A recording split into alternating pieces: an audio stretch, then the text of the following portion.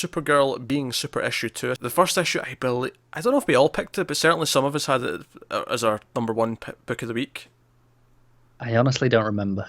I'm pretty sure I did. I think you did. I don't think I did. I think I had it high though. Either way, we all liked it. It was very, definitely. very good first issue, and I think this second issue continues it. I think it might even be a better issue. I think it might be as well. That said, I struggled with the first few pages because I was like, wait, what's going on? Because it had been 2 months since I'd read the last one. Oh, I didn't, honestly. I felt like I remembered quite well. Really? See, I didn't. I was completely lost for a few pages where I was like, what's going on? You should have given it a skim, like the last issue. Just give it a quick skim read. Maybe I should have done, but I didn't. And maybe that's on me, but I don't have to do it with any of my other books. But I didn't have to do it with Dead Man at any point. See, I did, though. Interesting. For both issues 2 and 3, I went back and I didn't read them properly. I just sort of skimmed through the last issue just to refresh my memory because there was so many characters and stuff. But anyway, so yeah, there was an earthquake on the sort of the track because they're part of a track team, and this issue was not what I thought it was going to be at all. So our friend is in the pit that's created from this earthquake, and Supergirl, Kara runs down. I shouldn't really call her Supergirl because she's not Supergirl yet, but she runs down to grab her, and she's got a hold of her, but something weird starts happening with her powers. Her hand sort of glows yellow to show us that something's wrong, and our friend falls to her death. Yeah. She doesn't save her. And this issue is actually quite it took a brutal turn at that point, didn't it? I wouldn't call it. Well, it's depressing. It's not. I mean, it's depressing in a good way, though. It's like it's intentionally. You feel for the character. You feel for what she's going through. And the first issue did such a good job of setting up her and her two friends, this trio of friends, that when her and our other friend who's still alive, like when they're kind of like texting throughout this issue, and they're both like we see how Kara's dealing with it. She's eating a lot of cereal and not any proper food, and it gets to when they finally actually meet. It's like, right, let's meet up at the burger place. And again, this burger place was established in the first issue. It's almost like a good movie in the way that it's established all the key things that we need to know for the arc. Yeah. And it's using them all again, and it's them sitting down and they have all this fun. They end up being there for hours because like Kara says she's not going to eat, but then we see like it says like 5 milkshakes later, and she's having a cheeseburger with fries. Like it implies that they've been there for so long that she does eventually have something to eat, just to show how long that lasts. And they're talking about their friend and they're joking and all that. And they make cracks about how health, because she was the health nut, the one that died, the one who was like, oh, there's so much stuff in that burger crap, and I'm having my shake, my protein shake, and all the rest of it. And I felt like this book has done such a good job of establishing the core characters that I cared about everything that happened in this issue. I cared about her being upset about it, about how much of a tragedy this is in her life that will perhaps help inspire her decision to be more of a hero coming up later. Do you know what? Just to cut back to the actual event, I thought was the most tragic bit about it. It looks the way it's portrayed to me is she would have saved her because she's glowing yellow. Like, first, her hand's glowing yellow to show it's not working right, her powers, and then her whole body's glowing yellow. And as she drops her, she leaps down after her, right? And she gets caught, but before we get caught, she's no longer glowing. And it's like, well, if she'd caught her, would she had her powers come back? Like, would she have been okay? Yeah, but obviously the people grabbing her don't know that because like they a fireman. exactly. Yeah, it's a fireman who like jumps down and like grabs her to save her because obviously they have no reason to think that Kara's not in danger. I just want to point out actually that entire sequence at the start. I mean the art's great throughout, but that entire action sequence it feels like a big moment. Which, by the way, our friend, the one who lives, actually does see Kara like catch like a big one of the big light posts for the football field. So she's at least partly aware that there might be some powers in play, although she doesn't bring it up later. But the entire sequence, everything about it, it feels like a big epic action scene. It does in a movie. It's so well drawn. It's very simple layouts. There's a lot of diagonal kind of panels where instead of having like just boxes, it'll be 2 triangles with a diagonal split. Kind of thing. And there's just like odd shapes. They're not quite square. They're just off. Yeah.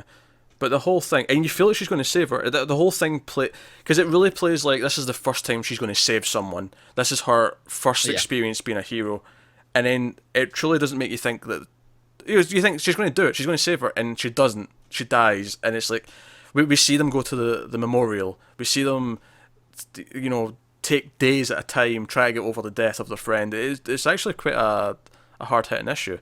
It really is, yeah.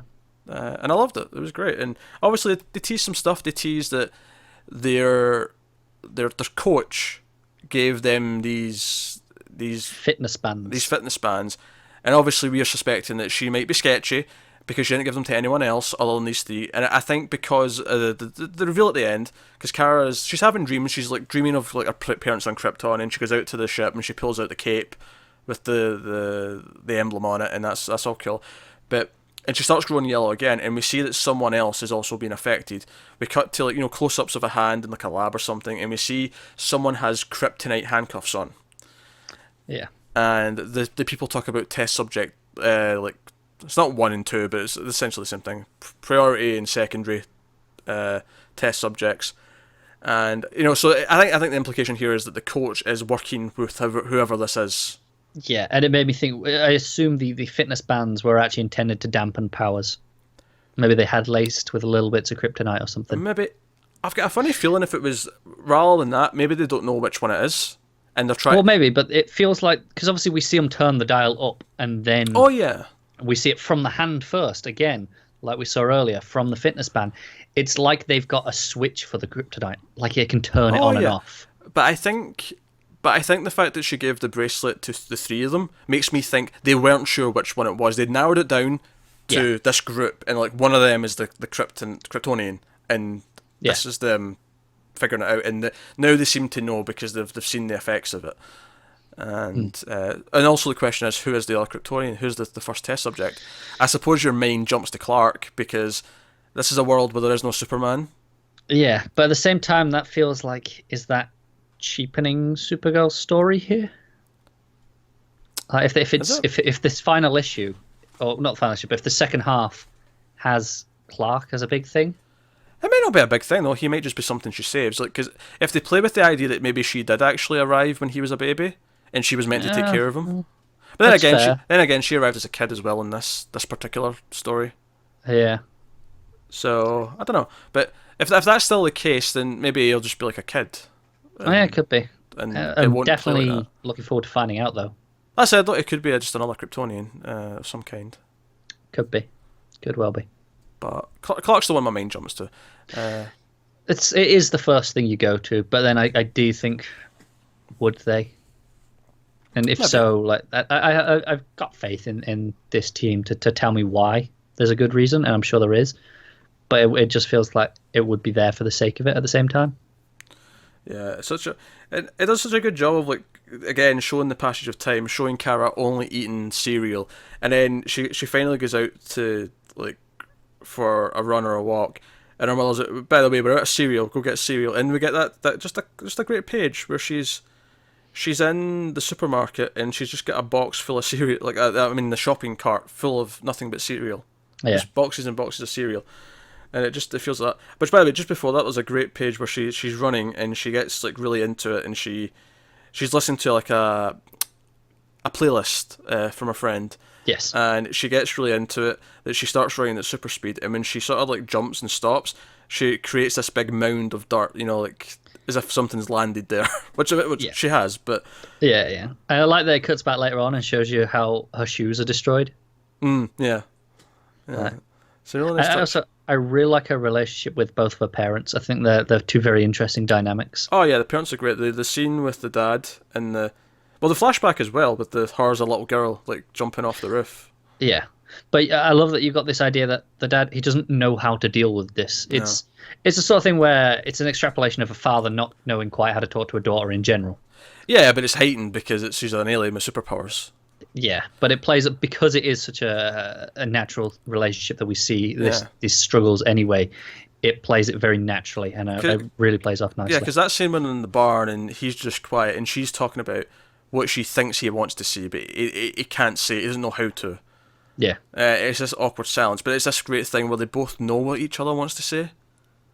So you feel like they have the exchange, even though they don't. Yeah. And it's really good. Again, it's how good. I really want to see this team. Not necessarily together. I mean, they could have a different artist and have the artist work for someone else, whatever. But I want to see them do some ongoing books. I feel like I want to see them on an ongoing something. I don't want to say something big like an ensemble. I feel like their strength here might be on a smaller core These group. small character moments, yeah. So maybe, I don't know. It's hard to say because I wonder if this being not an ongoing and being a mini in a separate universe really plays to their strengths where they can have this freedom. Perhaps, but I don't think necessarily it would cripple them to put it in the universe. I think... No, not necessarily. Because they're doing double-sized issues every 2 months, so they can do a monthly book that's regular-sized. But I have no doubt. I feel like the writing here's so good, I want to see them do more stuff at DC. What did Matt think of this? Where are we? That's a Superman family book, so we loved it. What a heartbreaking issue. Despite having a superpowered main character, it feels the most real. The relationship is what makes it work so well. I don't think Jen is gone. Well, they do mention that there's no body, don't they? They do, admittedly, yeah, they do. Which might actually